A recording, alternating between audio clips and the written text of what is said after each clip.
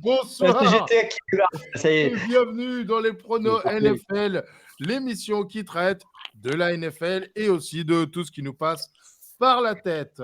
Les Fantastic Four, c'est ce week-end, Championships week-end. Il ne reste que 4 équipes. Dans 3 semaines, la NFL est en vacances et nous aussi. Avec moi, une équipe d'experts, notre expert international, j'ai nommé Rémi. Bonsoir. Bonsoir à tous.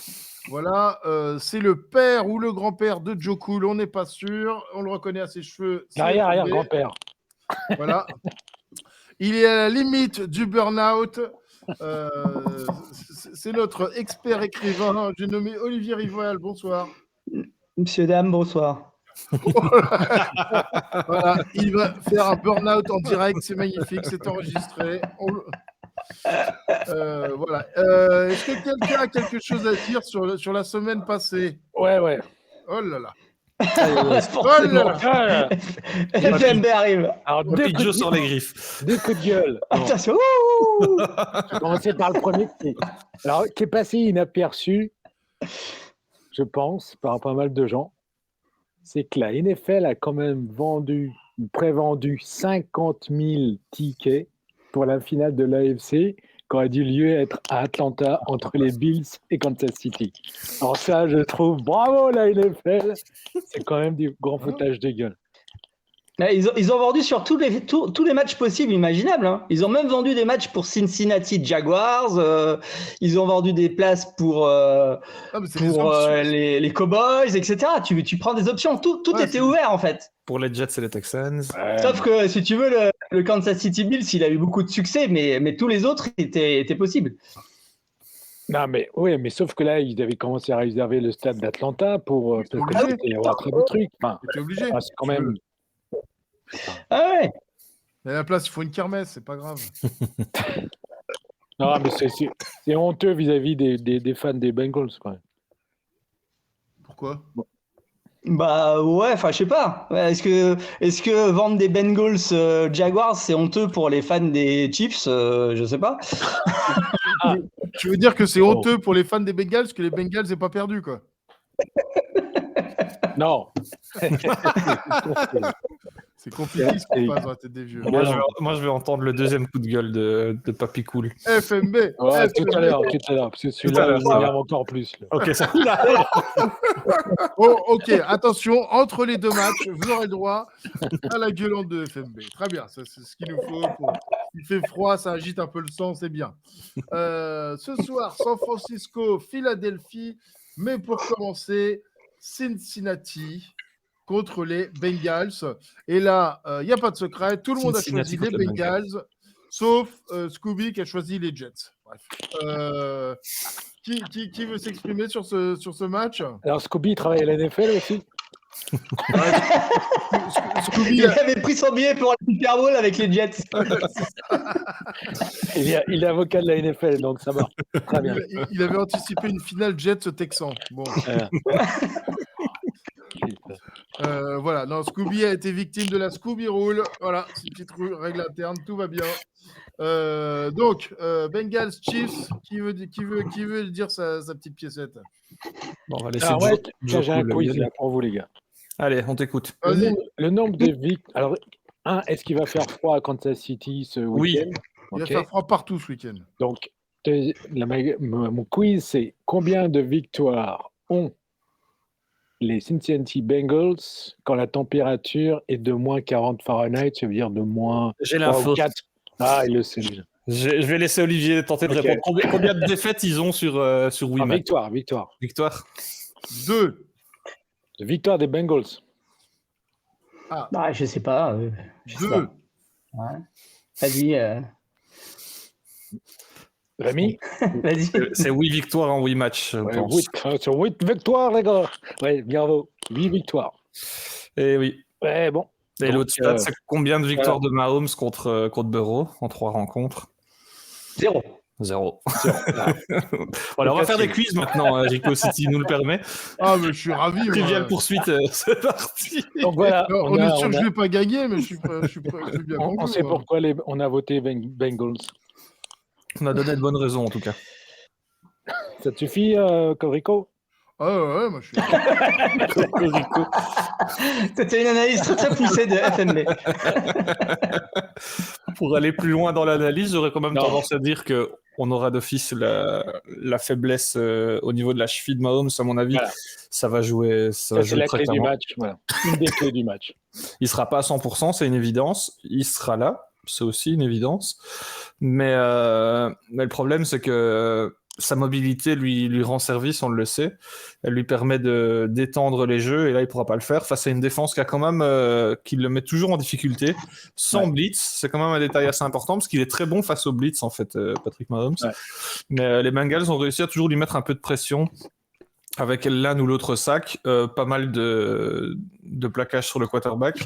Et donc, c'est vrai qu'on est sur un match qui déjà pose problème à Mahomes, parce que c'est une équipe qui parvient à le stopper, et c'est une équipe sur laquelle les Bengals savent marcher offensivement. Donc j'aurais tendance à dire, même sans la blessure de Mahomes, j'aurais donné mon petit avantage aux Bengals, mais la blessure de Mahomes ne fait que confirmer tout ça.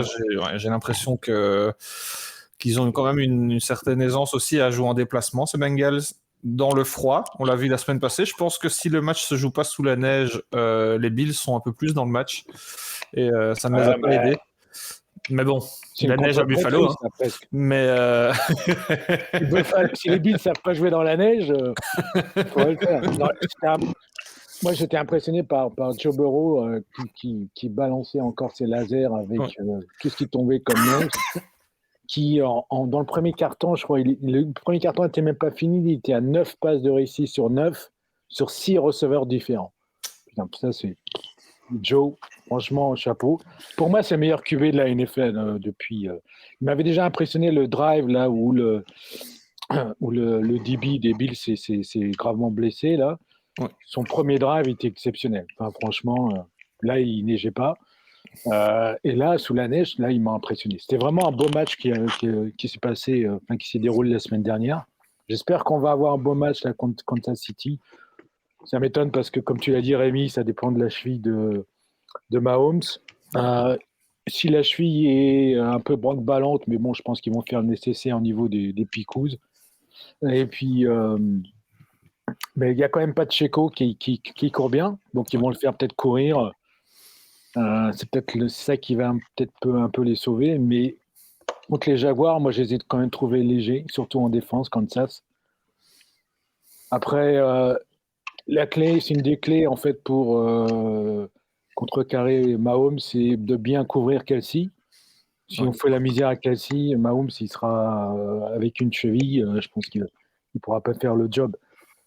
Et ce qui m'a quand même étonné, je ne sais pas si vous avez vu, les Jaguars ont fait quand même des beaux jeux. Notamment, ils ont mis à un moment Kirk dans le backfield, en running. Et l'autre, il s'est fait couvrir par le linebacker des... c'est le touchdown, d'ailleurs, si je ne dis pas de bêtises. Il n'y avait pas photo. Tu ne peux pas mettre un linebacker. C'est comme si on demandait à Rico de courir avec Susan Bolt. Comment et pour cela, je reprendrai donc... comment dire, la tienne, Rico. Quelque chose que disait GG de Radio Ça fréquemment, pour GG qui a un gabarit, voilà quoi, de lineman, et il disait, entre toi et moi, sur 100 mètres, qui c'est que tu crois qu'il gagne? Et là, tu regardes GG, tu dis, bon, 100 mètres, je crois que c'est moi qui gagne. Il fait, peut-être, mais qu'est-ce que tu vas prendre dans les 10 premiers mètres? Pardon. C'est un truc de lineman, ça. Voilà, ouais. Et okay. On l'a pas vu cette année, là, en fait, GG. Père Noël. Moi, je lui ai parlé, mais voilà, c'était un peu compliqué. C'est ça, les stars aussi. Hein. C'est pas toujours simple. Le Père Noël de la CGT. Ah, ben, je sais pas si t'es au courant, mais il bosse là, en ce moment grave. Ah, bah ouais, pour une fois. Oui, pour une fois qu'il se coupe utile. Et comment dire Olivier. Non, FMB, tu avais un coup de gueule sur le coup de gueule. Il y a laisse-le Olivier, il n'a pas parlé pour Olivier, non, mais prends la parole, Olivier. Tu distribues pas, là, c'est l'anarchie, c'est les playoffs maintenant, c'est bon. Non, bah, écoute, non, mais je suis d'accord avec ce qu'a dit Rémi et ce qu'a dit FMB. J'étais un petit peu inquiet. Je l'avais dit il y a quelques semaines que les Bengals me faisaient plus peur que les Chiefs sur ces playoffs. Ça s'est réalisé. La grosse différence aussi que je fais entre l'attaque des Bengals et celle des Chiefs, c'est que les Chiefs deviennent complètement Kelsey dépendants. Enfin, je crois qu'il y a eu plus de la moitié des passes lancées par Mahomes qui étaient pour Kelsey contre les Jaguars. 17 passes. Il y a un moment, ça peut pas fonctionner comme ça jusqu'au bout. Alors effectivement, ils ont essayé pour une fois de faire un petit peu plus de run, mais je suis pas sûr que contre des Bengals qui sont remontés comme des coucous. Enfin, le truc c'est que les Bengals, ça fait 2 mois que ils font le meilleur football de la ligue. Ils sont en pleine forme. Je pense qu'ils sont tombés sur des Bills qui, au contraire, eux, commençaient un peu à tirer la langue, qui étaient sont tombés un petit peu en panne d'essence sur ce match. Et les Chiefs, franchement, ont pas fait des performances extraordinaires depuis un bon mois. Donc moi, je joue clairement les Bengals. Comme tu l'as dit, FMB, Burrow aujourd'hui, c'est le quarterback le plus précis de la ligue.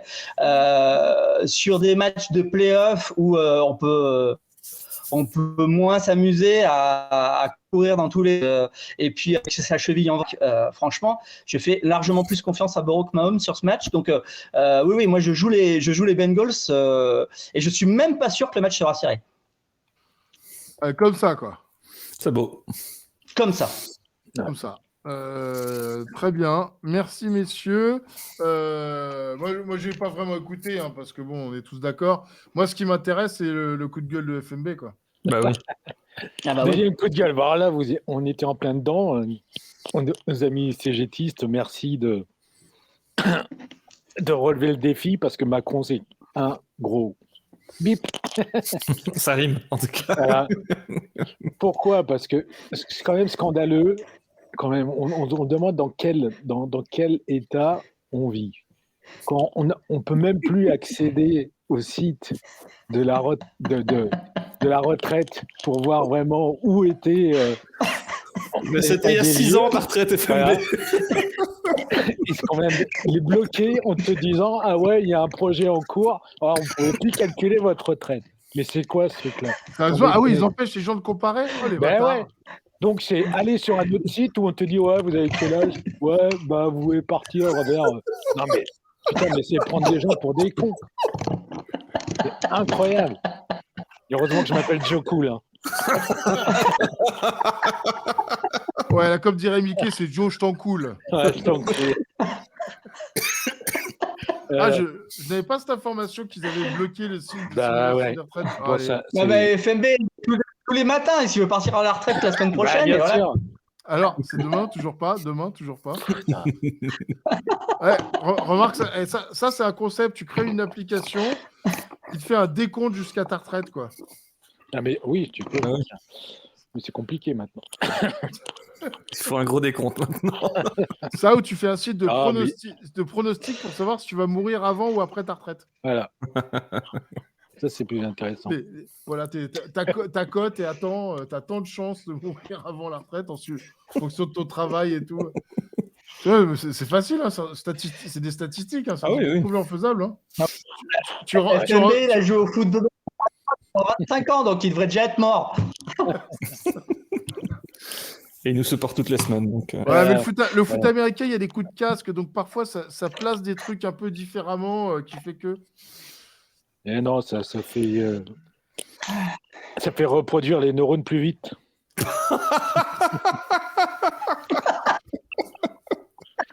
Oui, vous avez bien entendu, il a dit le mot neurone. Bon. Alors, si on parlait de choses sérieuses maintenant. Voilà, les 49ers contre les Eagles. Ça, c'est sérieux, ça. Ouais, et j'ai un quiz. Et la réponse, c'est oui, Scooby a choisi les Jets dans ce match. Pardon. Vas-y, le quiz de FMB.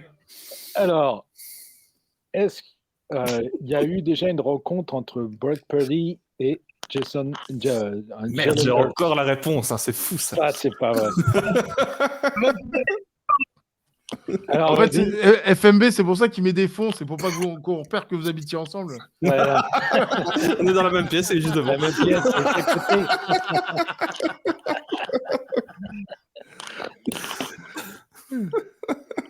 Alors, qui a gagné? Moi, je dis Rémi.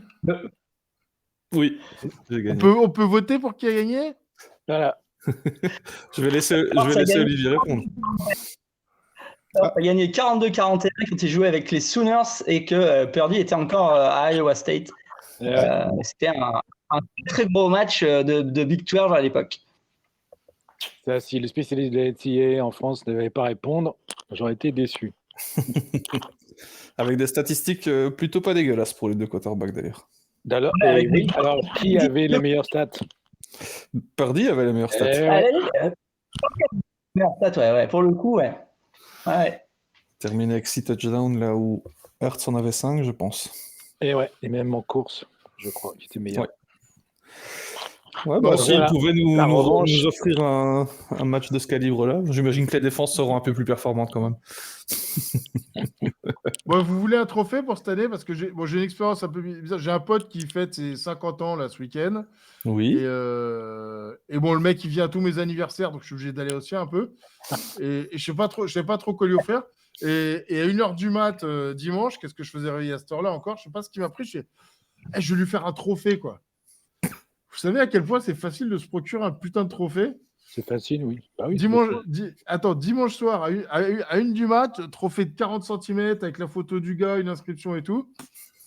Mercredi, c'était livré, quoi. Ah, ouais. Pas mal. C'est super efficace, leur merdier, quoi. Et tu savais pas ça, Rico? Alors, je t'avoue que Je peux pas un truc personnalisé, je pensais pas. Internet. Non, Il y a tout ça. non, mais après, il y a le livré à 3 jours ouvrés, c'est quand même pas mal, quoi, l'histoire. Ouais. Tu vois? C'est ton voisin qui l'a On fait. te fera on t'offrira une coupe de champion de France, des pronos. On verra. ton Ah oui, anniversaire. c'est vrai que c'est moi qui vais gagner cette année, putain. Si on compte le nombre de victoires, c'est toi. Bah, vu que c'est le principe du site, Ah, normalement, c'est le oui. principe du site. Mais vu comme c'est truqué aussi. Mais, donc... Maintenant, j'ai intégré au fil des années, parce qu'il y a des râleuses, aussi le nombre de victoires. Donc Rémi, tu devrais aussi être victorieux. En fait, le principe est assez simple. La raison qu'on gagne par le nombre de semaines, c'est pour permettre à quelqu'un d'arriver à la moitié de la saison et quand même avoir une chance de gagner. Ouais. Même d'arriver à, comme toi, à 5 semaines de la fin. Voilà, j'allais dire. Moi, je ne sais pas pourquoi je me suis cassé le cul. J'aurais dû arriver dans les 4 dernières semaines, était suffisant. Bon. Bon, allez, 49ers Eagles. Quelqu'un a quelque chose à dire, monsieur? Olivier? Olivier. Écoute, c'est un match qui s'annonce quand même très intéressant. Les 49ers, c'est bizarre parce que j'étais déçu de leur match contre les Seahawks au tour d'avant, notamment leur défense qui était un petit peu mollassonne. Et puis alors là, contre les Cowboys, ils ont été très très impressionnants, notamment du côté de la défense. On a retrouvé leur super défense de ces dernières semaines. Et s'ils jouent comme ça contre les Eagles, je pense que ça peut passer parce que il y a vraiment de quoi faire. Alors du côté des Eagles, ce qui était assez surprenant dans leur victoire contre les Giants, c'est qu'ils ont énormément couru. Ce qui n'est pas forcément dans leurs habitudes, même s'ils ont quand même un jeu de course intéressant. Mais là, ils ont vraiment, vraiment beaucoup couru. Je ne sais pas si ça peut être une solution contre cette défense des 49ers, mais c'est quelque chose que je n'avais pas vu beaucoup cette année du côté des Eagles. Alors, c'est clair que les Eagles, ils sont en pleine forme. C'était pour protéger Hurts. Oui, probablement aussi parce que Hurts est un petit peu blessé. On va voir ce qu'il en est. En tout cas, j'ai quand même envie de jouer les 49ers parce que je fais surtout confiance à leur coaching qui est toujours au top, qui arrive à trouver des solutions à peu près toutes les équipes qu'ils affrontent, qui est toujours très créatif, avec McCaffrey qui est toujours là au bon moment, Purdy qui fait exactement ce qu'on lui demande mais qui le fait fait super bien. Donc j'ai un petit peu envie de jouer la surprise avec ces 49ers. Ok. Rémi? Ouais, ben, je vais rejoindre Olivier sur à peu près tous les points. C'est un match super intéressant. C'est vrai qu'à domicile, les Eagles sont favoris. C'est un peu une opposition de style entre la meilleure attaque de la ligue et la meilleure défense. Et j'ai tendance à dire que sur ce qu'ils ont montré, les Eagles sont effectivement capables de marcher sur à peu près n'importe qui. Mais ici, ils auront quand même affaire à une défense plus que dangereuse. Et je pense qu'effectivement, c'est là que la différence va se faire parce qu'ils pourront plus épargner Jalen Hurts comme ils l'ont fait. Je pense que cette fois-ci, la pression sera sur ses épaules. Peut-être un sac ou deux sur une épaule blessée, justement. Et donc, pour moi, c'est le tournant du match se fera là. Purdy est toujours là pour garder le bateau à flot, mais c'est surtout le running game qui m'impressionne du côté de San Francisco. S'ils arrivent à passer devant en début de match, à contrôler le chrono comme ils l'ont très bien fait dans l'ensemble de leur rencontre, pour moi, la clé est là. McCaffrey, comme l'a dit Olivier, c'est plus que précieux. Deebo Samuel, c'est vrai que ses stats au niveau des réceptions sont pas exceptionnelles, mais il faut pas oublier qu'il a un apport non négligeable au niveau du running game. On a Elijah Mitchell qui est quand même pas mauvais non plus au sol. Donc on a vraiment un backfield qui est plus que renforcé. Et donc voilà, je pense que ça va être la clé du match. Ça va courir beaucoup. En face, il va falloir les stopper l'une ou l'autre fois. Mais on sait que cette défense en est capable. Et donc ouais, c'est un match très sexy sur papier. J'ai hâte de voir ce que ça va donner. Je donne mon petit avantage, effectivement, petite surprise du côté des 49ers, mais match serré de bout en bout. FMB, tu veux Ah, parler du match oh. ou un coup de gueule Non, aléatoire pas de coup de gueule. C'est bon, les coups de gueule. Aujourd'hui, c'est Joe Cole, mon gars.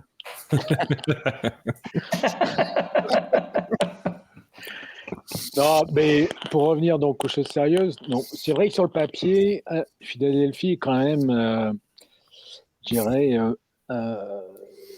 impressionnante et très impressionnante. Il y a quand même surtout côté running. Donc, il y a bien sûr, il y a Hurts, mais il y a aussi Gainwell, il y a Sanders qui font vraiment un super taf. Hurts, il est à 4,6 yards par rush à chaque fois, donc c'est impressionnant. Mais là, bon, c'est vrai qu'il est blessé, il a quand même problème à la hanche ou à l'épaule, je sais plus. L'épaule, ouais. À l'épaule, ouais. Donc là, et ce qui me rassure, c'est que de côté de 49ers, il y a Bosa.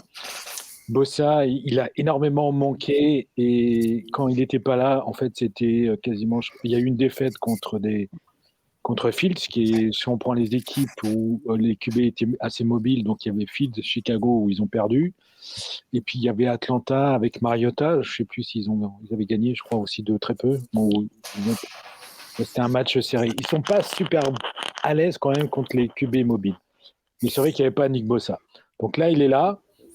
Je pense qu'il avait été super motivé à faire le taf. C'est pour ça que moi aussi, j'ai mis les 49ers. Même si c'est vrai que côté receveur de Philadelphie, il y a quand même il y a du lourd avec Devontae Smith, avec AJ Brown et le tight end qui s'appelle Goddard. Goddard, ouais. Ouais. Qui est pas dégueu du tout. Mais quand même, les 49ers sont quasiment la première défense de la NFL là en ce moment. Donc, c'est les défenses qui gagnent les championships pour moi. Exactement. Voilà. Ok, messieurs, est-ce que quelqu'un a quelque chose à dire avant qu'on attaque ce championship ce week-end? Bah écoute, rien de spécial, pas de coup de gueule. Peut-être qu'FMB a un coup de cœur, je sais pas. FMB, voilà, tu aimes encore l'amour? Un coup de cœur, oui, bien sûr. J'aime l'amour.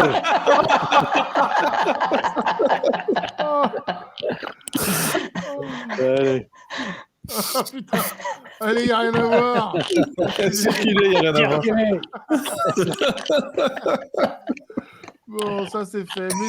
Messieurs, les playoffs, c'est bien, mais moi, ça m'attriste parce que on arrive au bout de la saison et donc c'est fini après. Quoi. Alors, il y a la XFL. Ouais, et puis il y a les championnats français. Il y a les Saints de Paris. Ouais. Et Paris Saint-Germain. Oh, comment ils sont. J'ai regardé les retours. C'est plus que mitigé, hein, les retours des gens. C'est pas. Ouais, c'est dur, quoi. Et tu peux même pas râler parce que ceux qui ont fait ces choix, c'est ceux qui ont le fric. Donc, même si tu fais partie de l'équipe, tu veux fermer ta gueule. Dire, je comprends pas. Je comprends pas. Bref, messieurs, je vous souhaite de bons matchs. La bonne nouvelle, c'est que Olivier pourra regarder tous les matchs puisqu'il n'y a pas les Bills. Exactement. C'est la bonne nouvelle. Exactement, no pression. Nickel. Et ça, c'est Mon quart de paquet content, tout va bien. C'est pas bon pour son lundi matin, mais c'est toujours ça de prix. Donc voilà, messieurs, je vous souhaite une bonne soirée et un bon week-end. Ciao, ciao. Salut.